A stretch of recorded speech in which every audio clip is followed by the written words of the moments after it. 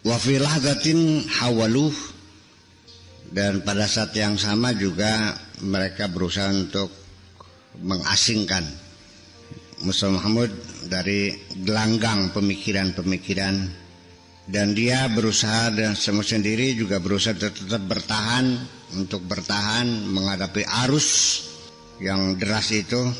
Tetapi karena faktor usia juga pada akhirnya terus diganyang, dijelek-jelekan, didiskreditkan, sampai muncul juga pada akhirnya seorang profesor, doktor yang netral, yang memberikan dukungan.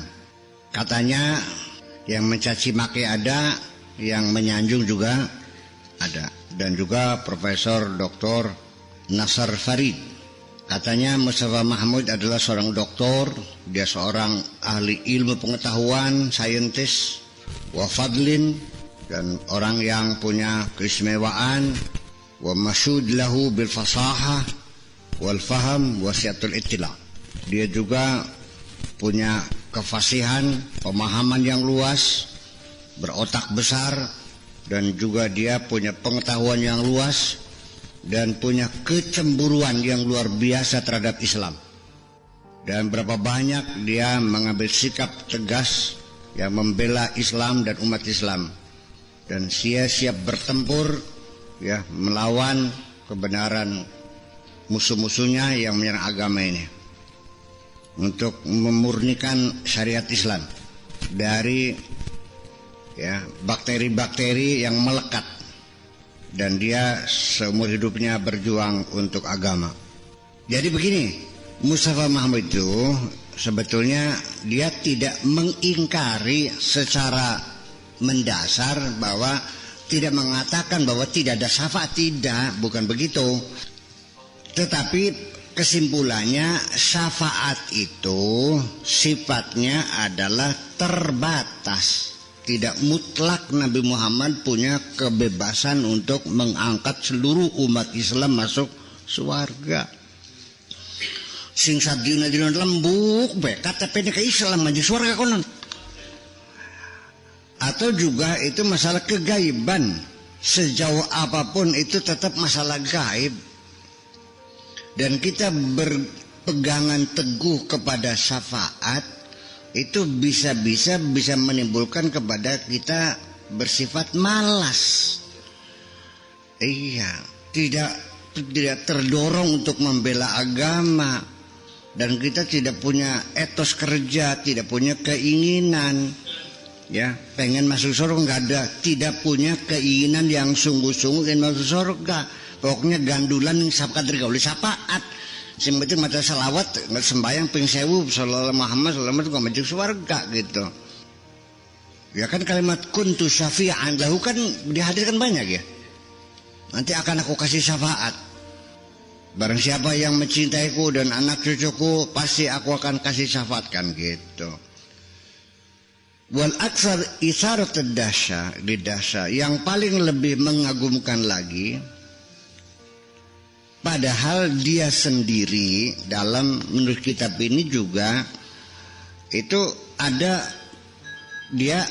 landasan pendapat-pendapat dari ulama-ulama besar juga, terutama Imam Muhammad Abduh, yang menyatakan bahwa syafaat juga itu terbatas, tidak mutlak.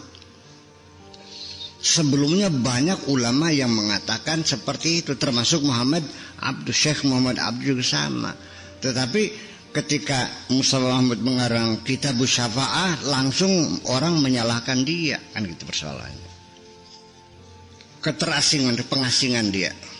Jadi cobaan yang begitu berat yang dilalui Mustafa Mahmud ini, akhirnya dia pernah mengalami stagnan, karena dia ya bukan putus asa, tapi dia telah berhenti untuk tidak menulis sebentar, dan dia juga sudah tidak banyak oleh manusia. Dia menyendiri. Pada tahun 2003 dia juga ada penggumpalan darah di otaknya waktu itu. Akhirnya dia menyendiri, uzlah, sendirian.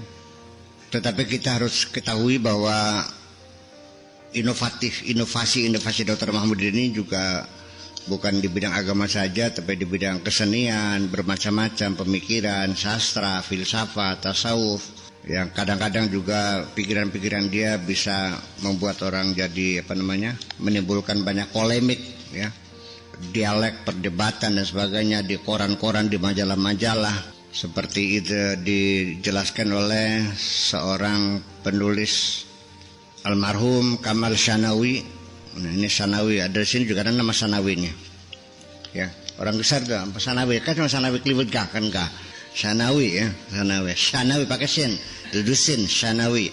Dia katakan, andaikan Mustafa Mahmud itu telah ingkar Tuhan, telah menjadi ateis, ketahuilah bahwa dia seorang ateis yang meninggal di atas sajadahnya. Karena ya dia memberikan persepsi bahwa ilmu itu bisa menjawab apa saja. Awalnya Mustafa Mahmud adalah orang yang pertama kali menduga bahwa ilmu bisa menjawab apa saja. Tetapi ketika dia gagal, ternyata ilmu tidak menjawab, lalu dia mencari agama. Pertama-tama agama langit yang dia pelajari, Islam, Katolik, Protestan, Yahudi, sampai kepada agama-agama bumi, agama-agama yang tidak punya rasul, ya, yang dicipta manusia, itu agama bumi yang begitu suci. Dan akhirnya dia tidak menemukan jawaban yang pasti dari berbagai pertanyaan besar yang keluar dari otaknya itu. Dia hanya menemukan satu jawaban yang benar adalah dari Al-Quran. Di penghujung hidupnya, sebagai pengetahuan nanti kita baca, ya, nanti jangan aneh, buku novel dia yang berjudul The Man Under the Zero, Rajulun Tahta Sifar, ya, haza ala jaizat daulah di am 1970, pada tahun 1971. buku novel dia yang berjalan, novel fiction, ya, yang berjudul Lelaki di Bawah Nol, mendapat penghargaan negara. Disanjung, dihargai, dicaci maki, dimurtadkan, macam-macam lah. Ini panjang sekali hidupnya. Dan pada hari Senin tanggal 2 bulan 6 2008, seorang penyair, Faisal Akram, mengatakan dalam makalahnya yang terbit mingguan dan surat kabar Al Jazeera dengan tema kenangan yang bernama Teka-teki Hidup dan kenangan yang bernama Mustafa Mahmud. Mengenang teka-teki hidup dan mengenang Mustafa Mahmud. Dia minta ini syair Faisal Akram. Kalau sudah bilang asyair itu jangan dikira penyair tukang wangsalan. Ini karena penyair kalau di Arab artinya pujangga besar yang sangat dihormati. Ngerti beli? Syair kok. Ya sih syair. Aduh, tukang ayal banget mas syair kok. Iya kan? Iya, syair tuh sangat dihormati. Ya tuh merasuk kalau orang syair. Dia minta bahwa surat kabar minta supaya ada memuat satu rubrik khusus sebagai penghormatan, ya, kepada Mustafa Mahmud, sehingga pada hari Senin tanggal 7 bulan 7 2008 itu nomor khusus dari Al Jazeera Al-Thaqafiyah, dari cover ke cover koran Mustafa Mahmud, yang isinya menyimpan berbagai dokumentasi, tulisan-tulisan yang ditulis oleh 30 intelektual Arab, dari mulai Muhibbi Mustafa Mahmud, Ibrahim Ghazil Qusaybi, Zaghlul Najjar, Ibrahim Awad, Sayyar Jamir, para sastrawan yang lainnya, para mufakirin dan para akademisi, ditambah juga penyair Faisal Akram, ya, mempersiapkan file-filenya dan disajikan secara spesial, eksklusif.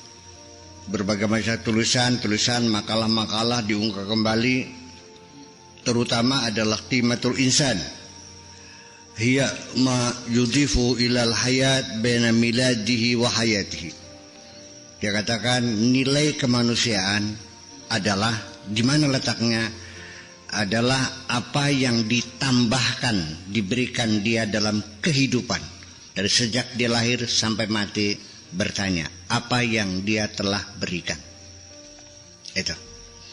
Dan kalimat itu memberikan satu prinsip dan dasar kemanusiaan yang isinya adalah amanah di sini, keagungan, sastra, ilmu, materi, bahkan pemberian manusia diwajillah, dan apa saja yang beri manfaat kepada manusia, bahwa al-ata wal khair wal musandadil khair wa insan syadidut tasamah, bahwa memberikan kebaikan, mendukung, membantu orang lain, ya, adalah orang yang sangat toleran, dan orang toleran yang bisa berbuat baik kepada sekalipun orang yang telah menjahatinya, tetap dia berbuat baik dengan perkataan, perbuatan. Yahmilu qalbu tiflan yahlumu bil adalah al-ijtimaiyah. Waktu kecil dia memikirkan keadilan sosial, dan setelah dia besar memikirkan persatuan umat Islam. Semoga Allah memberi umur panjang kepadamu, katanya ini, dan kesehatan, dan juga bisa memberi kemanfaatan, bisa membangun persatuan umat Islam. Dan satu kata yang tertinggi di sini adalah firman Allah, khairu ummatin ukhrijat linas. Dan kalimat berakhir dari sang istri, sang suami, sang istrinya, sebagai teman, satu-satunya teman dia di akhir hayatnya adalah putrinya sendiri. Dia menduda sampai mati, gagal membangun rumah tangga, 2 kali cerai, kawin lagi, cerai lagi, akhirnya kapok kayak Kiduki.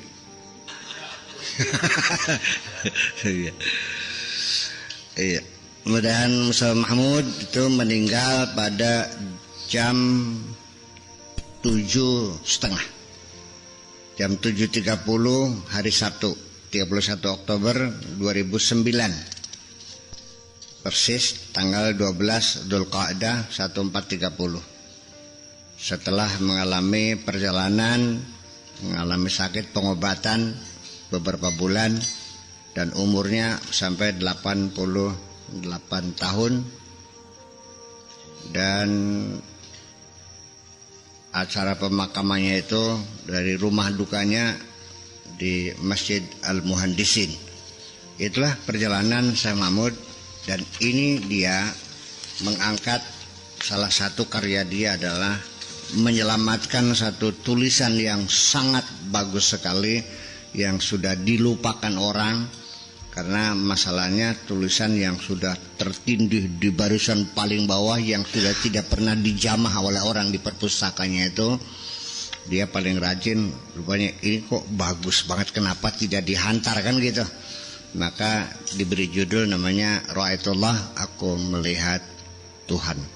Dan ini nanti dalam tulisan-tulisan ini dia sendiri ketika manuskrip itu dia tidak jelas, maka dia kasih komentar, barangkali yang dimaksudkan adalah ini. Gitu. Dia jujur dalam penulisan ini. Dan ini berkat jasa dialah, maka Ra'aitullah bisa diterbitkan, dan nanti hari malam saya akan datang. Perlu makan bareng begini ke? Kita beli, bukunya sudah dipesan, sudah siap insyaallah. Ini saya mau jual kitab ini kepada majelis taklim kita ini, tetapi saya tidak menaruh harga, terserah sirabayakeun mah. Nya tuku kita regane pira, bokatan Kiduki duene 1000 perak ya wisnya. Iya los lu apa? Iya nggak apa-apa kan gitu. Enggak. Kalau memang orang itu nggak punya sama sekali, dia pengen ngaji, nya sisan tek dongakna, moga-moga manfaat. Anak sing anak je 2 juta aja. Ya wis tukurkan 2 juta. Ya tak tengok kena. Kan boleh. Sing 10 juta cek terus tengok kena. Nah, nanti hasil uangnya itu sudah kalau sudah di kantong saya, itu urusan saya dengan majikan saya. Apakah saya belikan keramik ya kan untuk bikin masjid itu yang nanti insya Allah akan kita tempati malam Senin ngaji di sana, sudah nggak muat di sini karena bagaimanapun ngaji kalau tidak menatap saling bertatapan itu kata orang lu kurang berkah gitu, padahal mah kurang konsentrasi. Iya, jadi berkah di sini mananya konsentrasi. Iya, kalau ikhtilaful ulama rahmatun, perbedaan pendapat ulama adalah indah. Rahmat maknanya indah. Kalau berkah di sini maknanya konsentrasi. Ya terpaksa saya menerjemahkannya begitu karena itu yang saya pahami. Saya menerjemahkan itu sesuai dengan apa yang saya pahami. Kalau saya nggak pahami, yang nggak menerjemahkannya.